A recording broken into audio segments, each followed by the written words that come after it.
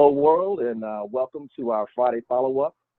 Thank all of you so much for your participation this week in our Monday Mastermind question, where we asked about what it took for people to relate across generations. And I've got a special treat for you. Rather than me just droning on this time around, I've actually brought some guests to help kind of review the responses we had from this week. And I'll ask them to introduce themselves. We have Amari Poindexter and Emil Parody. Amari, you want to start off and introduce yourself? Everybody want to join us on video? Hello. Hi, everyone. My name is Amari Poindexter, and I am a graduate of Georgia Gwinnett College with a degree in psychology. I was in the military for 5 years before getting out and pursuing a career in psychology. And what I found out when I was in the military is that I love people and that people actually make the world go around. And so you can't do anything without connecting and communicating with others, not successfully anyway. And so that is one of my passions. I care deeply about people. I care deeply about connecting with others and seeing each other develop in new ways. And that's what I hope to do. And I hope to give any insight that I can on this call. Thank you. Great. Excellent. You're currently in an HR role at UPS, correct? Yes, I'm in HR role at UPS, a part of the strategy team. Go ahead. Stay on video for us right there. Let's keep your smiling face. And the other person we have joining us is Emil Parody. Why don't you join us, sir? Tell us about yourself. Oh, hello. I'm Emil Parody. I'm the managing partner for KPJ Green Technologies. That's a recent enterprise that I've become involved in. Before that, I was the managing partner for RPM Advisors and Referral Institute. I did a lot of sales training and coaching and a little bit of consulting with sales folks and sales teams. Prior to that, I was a Marine officer, started out, rose to the exalted rank of corporal as an NCO, and then got commissioned and was an infantry officer for a number of years, and learned a lot. I have a degree in forestry and actually worked in the forest years ago, and everybody says, man, you did a lot of different things, but to me, they all seem the same. I was always involved in almost always involved working in teams and or leading people in some way or another. And I say leading. Now I feel like I'm coordinating and becoming a better coordinator than maybe what might come to mind when you think of leader. See it more as coordinator, supporter, encourager, let's get it done together kind of guy. Gotcha. Anything else you want to know, Jason? Well, I think most people know about me. I was a U.S. Air Force Academy graduate from 2001, so I started off leading people in the military as well. Interesting about the military, and the reason why I wanted both of you to join. What we're talking about is relating across generations and making sure we lead and connect to people across generations. That was our Monday Mastermind question, and the responses coming in was about how we do that. People in the military, the greatest leadership laboratory in the world. They're forced to do that, where younger generations coming in as young as 17 years old are being trained by people one generation above in their 20s or early 30s, and ultimately working for people several generations above. And that's an important thing to see how they all work together well and how they all relate across generations. So let's get to the responses from this Monday. We had a few responders that we want to highlight and throw out some big thanks to. Some of them that we actually know in our military affiliation circles. But I just want to get you guys' opinion, because each of us on this call represent a different generation. Amari, what generation would you say you were right now? Are you technically a millennial? Are you a zillennial? Where are you? I am technically a millennial. Technically a millennial. Are you happy with that title? I don't like to put myself in a box, honestly. I was always told I was an old soul, but I don't mind it. I don't particularly identify one way or the other unless unless I'm bringing people together, I guess. Gotcha.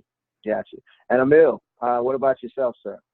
Well, I am deep into the baby boomer side, but Wow, boomer. none of us think none of us want to believe that are in the baby. Gotcha. We want to think we're millennials or something.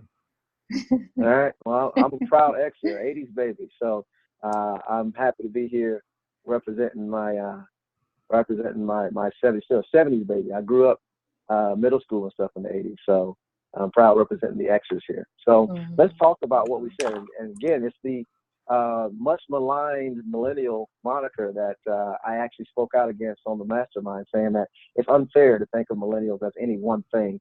Everybody's got different quirks that everybody has to relate to.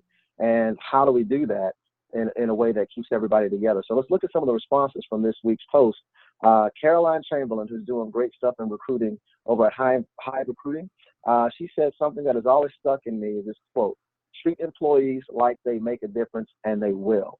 This is essential in working with people. The people that I most admire in life have treated me with the utmost respect and have made me feel that my opinion matters as well as that I add value, right? She goes on to throw out some fantastic shout outs to her bosses over there at Hive. Great organization, check them out. We'll start with Amari. How do you all feel about that response?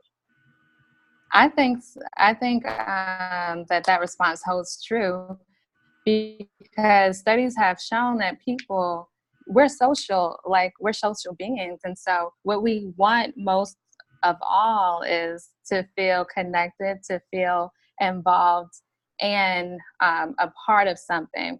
And so that's why they have this big thing about diversity and inclusion, because no one wants to feel left out. So treat people as human beings, as if how you would want to be treated. Treat them like they matter, and people will give you everything they have. Great. Emil, what would you say? Is there anything different coming from the boomer generation?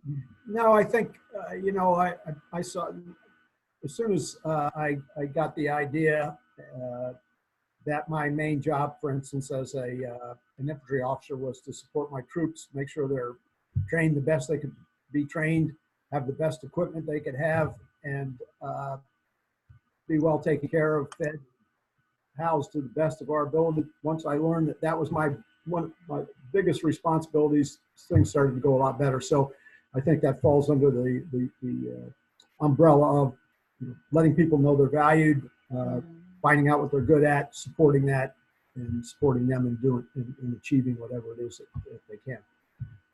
Amen. Amen. Well, that kind of blends into our next response that came from Scott Tukesky. Scott's the executive director over at the Atlanta chapter of Team RWB. Team Red, White, and Blue brings veterans together in a fun and exciting way outdoors, helping people to not be isolated once they leave the military. And it's a great organization that we're partnering with. We're actually going to have our Bunker Labs event there October 15th at the Team RWB Fire Base, 14th Street in Atlanta. So be there. But he says it comes down to empathy. If you take the time to really get to know people and understand not just what they are saying, but why they are saying it, you're going to do well. And I resonated with that a lot. It flows right into treating people the way you want to be treated, because for what I do in my sales coaching and development with Aslan Training, one of the things we do is just talk about making sure that you focus on the other person, being other-centered, which is not natural. It's not a common thing to do for people to put the other person first. But no matter what generation you're dealing with, trying to see their perspective and understand that they're coming from a different world, a completely different paradigm, is important to relating to people across generations. How do you feel about that, Amari? Is that about right? Yeah, since being in corporate America is that there's a lot of read in between the lines and understanding corporate language. But coming from a background that is not necessarily corporate America, or like no real business leaders in my connecting with the other person, and when you use a verbiage that the other person doesn't necessarily understand, it creates a miscommunication, and there are a lot of gaps in communication because of that. And I think that the way to actually overcome that is really putting yourself in the other person's shoe and identifying where they need help if you're going to be a leader or if you are a leader. And when I say if you are a leader, I think that you can be a leader in any capacity, because you can be a coach or anything, and really showing someone new ropes, showing them how to do things that that they're not capable of or they're growing to. And with that, there are different things that come with that, and you can help build someone with that. I'm sorry, I got distracted, but that's No, it. don't worry. We understand you millennials get distracted easily. That's what I heard. Is that what it is? No. Please don't That's very good. stereotype us. No, quite honestly though, you said something that's critical, like the communication styles between different generations. I know that that's one of the biggest things. It's not just the choice of words you use that other generations might not understand, terms that are common now that people didn't use back in the 50s, right? That is important because that language is so essential to how people feel related to, right? Your choice of words and the way you say it, your tone, your sense of humor even is a very important thing that when the other person can't mirror your style, so it's a sales techniques that we teach, when they can't effectively mirror your style because it's just not from your time frame, it makes it difficult. So again, you mentioned just the words you say and reading between the lines seems to be a really big thing. Did you run into that a lot, Emil, in trying to communicate down to some of these 17-year-olds you had to lead into some tough situations? Well, yeah, I really like what Scott had to say about empathy because I think from my generation, we didn't expect our leaders to empathize with us. We expected to do what they wanted us to. So, as you become a leader and the needs of the people that you're working with change because the perspective changes, their experiences change. It's a little hard. I always get accused from my wife at radiating out into the world of my tone. And sometimes I don't pay attention to that because I'm more focused on what I want to get accomplished than I am on, the needs of the person I might be communicating. So I think what Scott said here about empathy is really, really important, especially for someone who's not just an older person like myself, but maybe a little bit of a driver, the high D personality in the disc person profile. But if you're a driver, you're not too aware of the other person's needs. You're more focused on getting the mission accomplished. So I really, it's been a weak point for me, and I constantly appreciate having it brought up as a topic because it reminds me to try to be better in that area. Good. Well, I like that. Well, what you just said is a good segue into the last point that was made by Lloyd Knight. Honored to have him on. One of the senior leaders in your organization, Amari, at UPS. Lloyd is a huge leader in the veteran community, the founder and president of Vetlanta, which is an anchor organization for a lot of the nonprofits in the Atlanta veteran community. So for the last couple of minutes, I'll just reflect on his, a lot of glowing things about that, saying that every generation who buys into that fallacy of believing that the other generation can't relate to them or is somehow not as capable or valid or something as them, they all need to be aware that the truth is each generation has more in common than they do not. And each generation brings something valuable, strength into the business world and in the military. Being aware of the generational differences is half the battle. You just talked about that awareness, Emil, and we'll just wrap up with that, is that, do we all feel we're aware of our place and our differences between generations and we're actively working to bridge those gaps? How important is that? I think that is a way to bridge the gap, and I think that awareness also comes with exposure. And if you are not exposed to those different things, then it's not going to come to your awareness that maybe you are a little bit harsher, or maybe you have some biases that keep you from connecting with people.